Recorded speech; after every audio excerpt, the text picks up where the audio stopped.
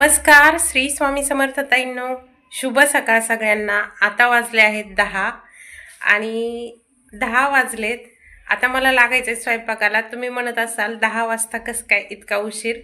तर चला त्याचं तुम्हाला समोर कारण कळेलच. चला आपण जाऊया, थोडंसं बाहेर जायचं मला खरेदीसाठी. बरं ताईंनो, आज 10च्या नंतर व्हिडिओला सुरुवात झाली होती. बाहेर तर आले. खूप दिवसाचा फॅन जळाला होता, तो भरून घेतला होता. मात्र दुकानदाराने पाहिलं का किती धूळ करून ठेवली त्याच्यावर. मग थोडासा किराणा आणायचा होता, ते आणून घेतला. दीदी नाही आहे इथं आणि मग आता किराणा आणायला कोण जाणार, मग मीच गेले. मग इथं ही कढाई दिसती ना, तर ही खूप दिवसाची मला लई आवडती. पातळ आहे, फास्ट काम होतं. आता लग्नातली पण आहे, सासूबाईची पण आहे, तरीसुद्धा मला हीच कढाई आवडते. आता ह्या कढईमध्ये मी 1 किलो शेंगदाणे लगेच भाजून घेतले. त्यानंतर मला ही चणे भिजवून घेतलेले आहेत.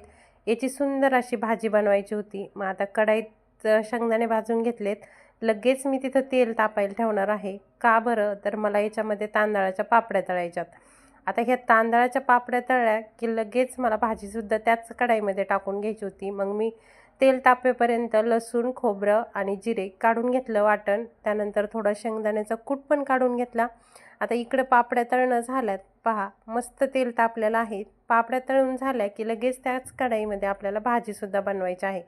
आपण कितीतरी गॅसची बचत करू शकतो असं नियोजनने जर काम केलं तर. आता माझ्याकडे येणार होते आज पाहुणे, त्यामुळं माझे हे सगळे कामं असे पटपट पटपट चाललेले होते. आता ह्या तांदळाच्या ज्या पापड्या आहेत ना ताईंनो, तर ह्या मी विकत आणलेल्या आहेत, पण रसासोबत सगळ्या घरातल्यांना खूप आवडतात.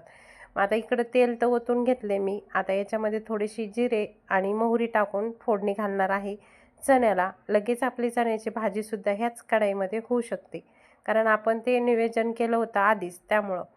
तर इकडं चणेसुद्धा परतायला टाकलेत. आता साध्या सिंपल पद्धतीमध्ये चण्याची भाजी तुम्ही घरच्या घरी म्हणजे हॉटेल टाईप बनवू शकता. ती कशी, तर मी तुम्हाला सांगतेच. खायला अगदी चवदार होती. मात्र मोठे मोठे जे काही चणे असतात पांढरे, ते खायलासुद्धा छान लागतात. आता इकडे चणे परतूस तर आपण काढूया वाटण. म्हणजेच काय, जे मसाले लागणार आहेत आपल्याला चण्याच्या भाजीला ते सगळे मी काढून घेतलेत. थोडासा कढीपत्तासुद्धा टाकला आहे. इथं प्रवीण मसाला आणि थोडंसं मीठ, तिखट आणि लसूण जिरे कुटून घेतलेत. बास एवढंच घालायचं आहे. भाजी अगदी छान होती. आता सगळे चणे बाजूला सरकायचे आणि मस्त लसूण परतून घ्यायचा आणि त्यानंतर सगळे मसाले एकत्रच त्याच्यामध्ये टाकून द्यायचे. इकडं आता लसूण परतला की लगेच मसाले टाकले की थोड्या वेळ अगदी थोडंसं परतून घ्यायचं आणि त्याच्यानंतर ताईंनो आपल्याला जो काही कुट्टा आहे तो सुद्धा त्याच्यामध्ये परतून घ्यायचा. ही चण्याची भाजी अशा पद्धतीने नक्की करून घ्या. मात्र मी भाज्यांना लसण हा गावरान वापरते. गावरान लसण वापरला की भाज्यांना अगदी चव येते आणि मिरच्यासुद्धा माझ्या गावाकडच्या असतात लाल. त्या लाल तिखट असते ना, ते खूप छान चवीला आहे, त्यामुळं भाज्यासुद्धा छान होतात. इथं मी कुट्टासुद्धा मस्त परतून घेतला आहे. आणि ताईंनो, भाजी फोडणीला घालताना कधीच पातेल्याने पाणी टाकायचं नाही, प्लेटनी किंवा ताटाने पाणी टाकायचं. माझी आजी कंटिन्यू म्हणायची, असं पाणी टाकलं की भाजीला चव येते आणि पातेल्याने पाणी टाकलं की भाजीला चव येत नाही. आता मी इकडं भिजत आहे मस्तपैकी कणिक. पण आता कणिक भिजायच्या आधी इथं मी शेंगदाणे भाजून ठेवले होते, ते मस्तपैकी गार झालेत. मग भरणी घासून ठेवलेली होती, त्यामध्ये ते भरून घेतले. असे कामं केले की अगदी किचन वाट्यावरती राडा पण होत नाही. तुम्हाला सगळ्यांना माहिती आहे माझा किचन वाटा खूप छोटा आहे, त्यामुळं मला हे सगळे कामं पटपट उरकून घ्यावं लागतात. मग पसारा झाला की पटकन आवरायला जड जातं ते. मग आता ती परात धुवून घेतली आणि त्याच परातीमध्ये मस्तपैकी कणिक भिजवून ठेवणार होते. आता कणिक तर भिजवायची, हे सगळं स्वयंपाकाची तर तयारी चालली. पण मात्र आपल्याकडे येणार कोण? तर आज आपल्याला जे काही स्वामिनी आहे, म्हणजेच माझ्या बहिणीची मुलगी, ते बाळ त्याच्या आईला सोडून माझ्याकडे येणार आहे. बरं, ते त्याच्या आईला सोडून माझ्याकडं का आलं ते तुम्हाला सांगतेच. तर आपलं जे छोटं बाळ आहे, म्हणजेच एक मुलगा आणि मुलगी, जुळे 2 बाळ आहेत. तर स्वामिनी मोठी आहे आणि मुलगा छोटा आहे. तर मुलाला ॲडमिट केलं आहे, त्याचं दुखतंय म्हणून बीडला, आणि आपण राहतोय गेवराईला. मग त्यामुळं ताईंनो, ते बाळ माझ्याकडं एक आणून सोडायचं होतं. आणि मग आता ते आईला सोडून राहील का? तर हो, 101% राहणारच होतं. बरं, आता भाज्या तर बनवून झाल्या. मग आता रस बनवायचा होता, पण रस बनवायसाठी आंबे नव्हते. मग मिरच्यासुद्धा खरेदी केल्या, आंबे पण खरेदी करून घेऊन आले. आता मिरच्या धुवून डब्यात ठेवून देते, मग अगदी 5-6 दिवस छान या मिरच्या ताज्या राहतील. आता ताईंनो राहिल्या होत्या पोळ्या बाकी. आता बाळसुद्धा येणारच होतं. त्याआधी मी 3च आंब्याचा रस केला, कारण माझा भाऊ आणि माझे मेव्हणे म्हणजे बहिणीचे मिस्टर हे दोघंच जेवायला होते त्यामुळं. आणि आंबे खूप मोठे मोठे आहेत त्यामुळं भरपूर सारा रस त्याला पडला. आता मस्तपैकी रस तर बनवून झाला आहेच आपला. बरं, आता बाळाचं आगमनच होणार होतं. खरंच ताईंनो, तुम्हाला काय वाटतं, आईला सोडून बाळ राहू शकतं का मावशीपाशी? का नाही राहू शकत?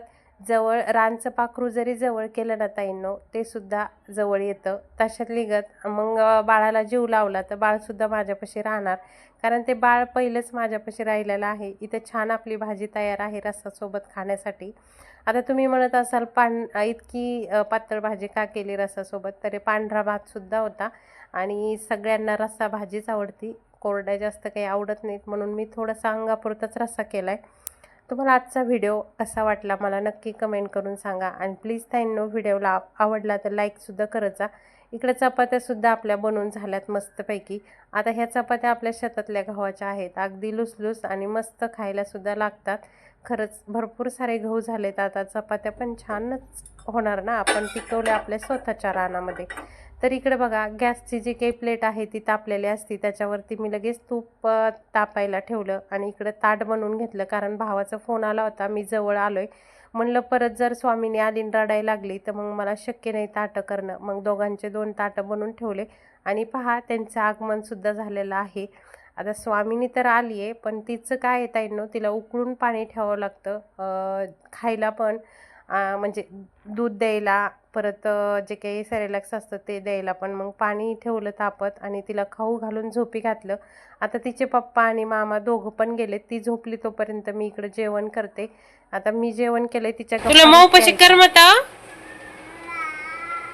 मऊपाशी करमत, तुला करमत बाबू, मऊच्या घडी करमत का बाई? तुला गंमत का? इकडे बघ बाई. ताईंनो, ऐकले का गप्पा? त्यानंतर आमच्या सासूबाई आणि मी, आत्या भाषीचं नातं आहे आमचं. आणि आमच्या सासूबाईने पहा, बाळ आले म्हणून मला लगेच चुलीवरती संध्याकाळी आहोंकडं भाकरी बनवून दिल्या, कारण त्यांना वाटलं की बाळ परत काही करून देते का नाही. तर ताईंनो, सासूचं प्रेम भेटायला नशीब लागतं. चला, भेटूया उद्या.